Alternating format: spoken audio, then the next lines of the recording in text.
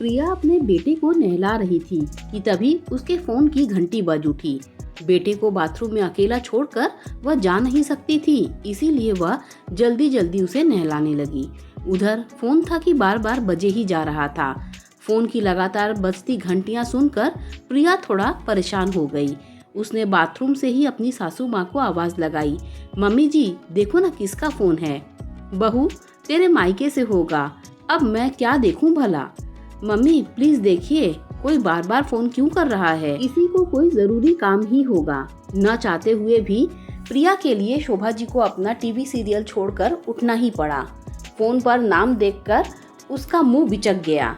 इतनी देर में प्रिया भी बेटे को नहलाकर बाहर निकल आई। किसका फोन था मम्मी जी? तेरी दूसरी सास का। प्रिया की सास तंज कसते हुए बोली। प्रिया अपनी सास का अर्थ समझकर चुप हो गई और फोन लेकर कमरे में चली गई। बेटे को कपड़ा पहनाकर उसे एक तरफ बैठाया और जल्दी से फोन मिलाया। हेलो आंटी जी नमस्ते, कैसी हो आप? सब ठीक है वहाँ पर? आप फोन कर रही थी, उस समय मैं मुन्ना को बाथरूम में नहला रही थी, इसीलिए फोन नहीं उठा पाई। राम राम बिटिया, हम समझ गए थे कि तुमको काम में ही लगी होगी, इसीलिए हमारा फोन नहीं उठाया। हाँ आंटी जी, आपकी तबीयत सही नहीं? आवाज में कुछ भारीपन लग रहा है, बताइए ना किस काम के लिए फोन किया था? अब क्या बताऊं बिटिया, समझ नहीं आ रहा कहाँ से शुरू करूं और क्या कहूं। आंटी जी साफ साफ बताइए क्या बात है, मुझे बताने में कैसी झिझक। बिटिया तुम्हें तो पता है अगले महीने हमारी बिटिया की शादी है। लेकिन कहते हुए दूसरी तरफ की आवाज रुक गई। लेकिन क्या आंटी जी? उन्हें रोता सुन प्रिया घबरा गई थी। बिटिया तुम्हें तो पता है हमने बिटिया की शादी के लिए एक दो जगह कमेटियां डाल रखी हुई थी, जिससे कि शादी में मदद मिल जाए। लेकिन एक कमेटी वाली हमारी कमेटी लेकर रातों रात भाग गई। 1.5 लाख रुपए की कमेटी थी बिटिया, समझ में नहीं आ रहा क्या करें। हमारे लिए तो 1.5 लाख बहुत बड़ी रकम है।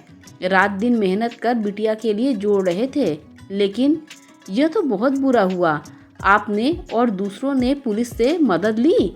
बिटिया यह पुलिस कोर्ट कचहरी इनके चक्कर में पड़े या बिटिया की शादी का देखें। गए थे दूसरों के साथ हम भी, लेकिन उन्होंने ठंडा सा जवाब दिया, समय लगेगा। बिटिया समय ही तो नहीं है हमारे पास, कहाँ से इतनी बड़ी रकम का इंतजाम करें, इसीलिए बहुत हिम्मत करके तुम्हारे पास फ़ोन किया है।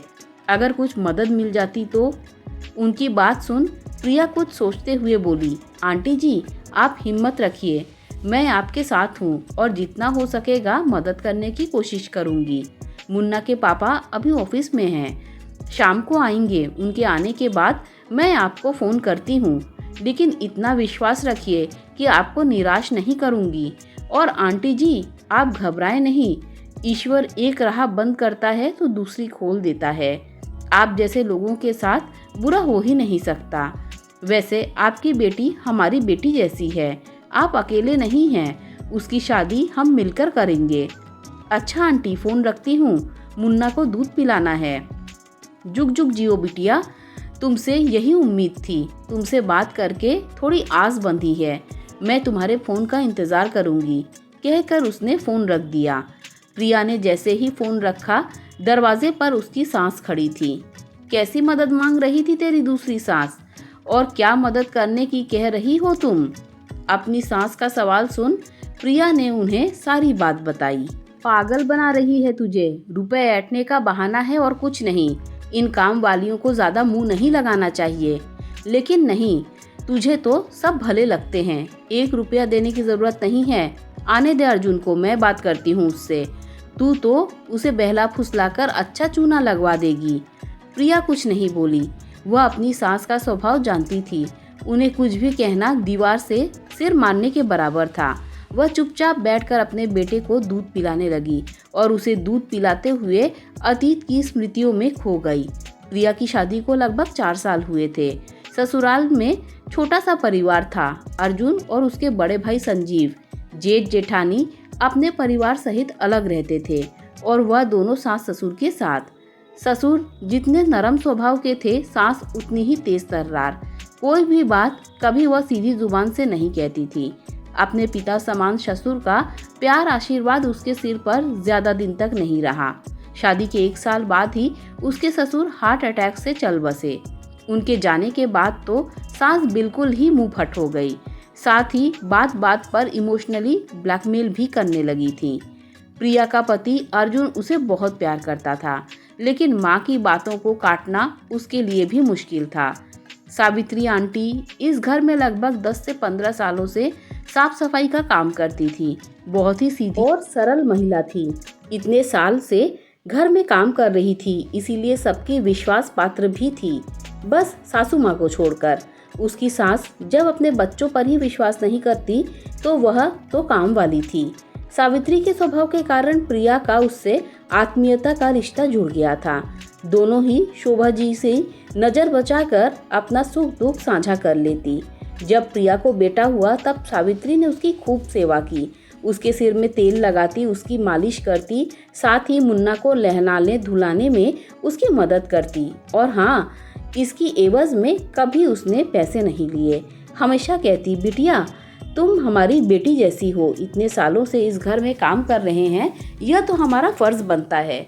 वैसे भी तुमसे हमारा एक अलग ही रिश्ता है। जहाँ दूसरे घरों में हमें सिर्फ काम वाली समझते हैं, तुम हमें अपना समझती हो, और उसी अपनेपन के कारण हमने यह सब किया है।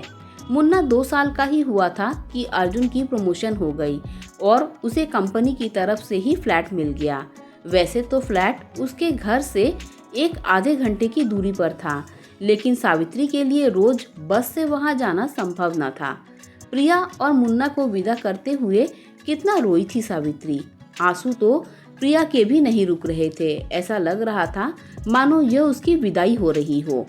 प्रिया के उस फ्लैट पर सावित्री 1-2 बार आई थी, लेकिन शोभा जी को उसका वहां आना बहुत नहीं सुहाता था, इसीलिए सावित्री ने वहां जाना बंद कर दिया।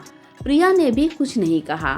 उसे भी कहाँ अच्छा लगता था कि उसकी सास घर आए मेहमान का अपमान करे, लेकिन वह चाहकर भी उन्हें कुछ नहीं कह पाती थी। हाँ, फोन पर जब भी समय मिलता वह सावित्री के हालचाल पूछ लेती थी। और जब कोरोना ने तबाही मचाई तब सबके काम धंधे ठप हो गए। तब भी प्रिया ने सावित्री की मदद की, लेकिन इसकी एवज में सावित्री ने जो किया उसका ऋण तो प्रिया उम्र भर नहीं उतार सकती थी। कोरोना की दूसरी लहर ने शायद ही किसी घर को छोड़ा हो। अर्जुन भी उसकी चपेट में आ गया, लेकिन समय पर मिले उपचार और प्रिया की सेवा से वह जल्दी स्वस्थ हो गया। लेकिन अर्जुन की सेवा पानी करते हुए प्रिया अपना ध्यान नहीं रख पाई और वह बीमार पड़ गई। सारे घर के काम की जिम्मेदारी उसकी सास के ऊपर आ पड़ी। काम से ज्यादा उन्हें अपने बीमार होने का डर था। बेटा अपना था, इसीलिए शर्मी शर्मा में वहां रही, लेकिन प्रिया के बीमार होते ही खुद को बीमारियों का मरीज बताते हुए बड़ी बेटे के घर चली गई। अर्जुन के लिए अपनी माँ का यह व्यवहार अप्रत्याशित था। उसे समझ में नहीं आ रहा था कि घर का काम करे, मुन्ना को संभाले या प्रिया की तीमारदारी। मुन्ना को भी उससे दूर रखना जरूरी था, और ऐसे में सावित्री उनके लिए एक देवदूत बनकर आई। प्रिया के मना करने के बाद भी वह न केवल उसके घर आई, बल्कि 15 दिन तक घर की साफ सफाई से लेकर खाने पीने की जिम्मेदारी भी उठाई और मुन्ना और अर्जुन को प्रिया से दूर रखा।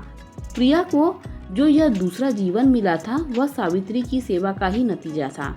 शाम को जब अर्जुन घर आया तो प्रिया के कुछ कहने से पहले ही उसकी माँ ने उसे सावित्री के फोन और पैसों की डिमांड के बारे में बताते हुए चेतावनी दी। खबरदार बेटा, जो उसे 1 रुपया भी दिया, यह गरीब लोग किसी के सगे नहीं होते, पैसे ऐंठने का तरीका है यह उसका। अपनी माँ की बात सुन अर्जुन संयत स्वर में बोला, मम्मी, कौन किसका सगा है और कौन किसका अपना, यह तो बुरा वक्त बताता है। और सावित्री आंटी ने ऐसे बुरे वक्त में हमारी मदद की जब सगों ने मुंह मोड़ लिया था। उन्हें रुपयों का लालच होता तो वह मुन्ना के जन्म के समय और प्रिया की सेवा के समय हमसे मांग लेती, लेकिन नहीं, उसने ऐसा कुछ भी नहीं किया, बल्कि अपनी जान दांव पर लगाकर आपकी बहू की सेवा पानी की। 1-1.5 लाख तो बहुत छोटी रकम है।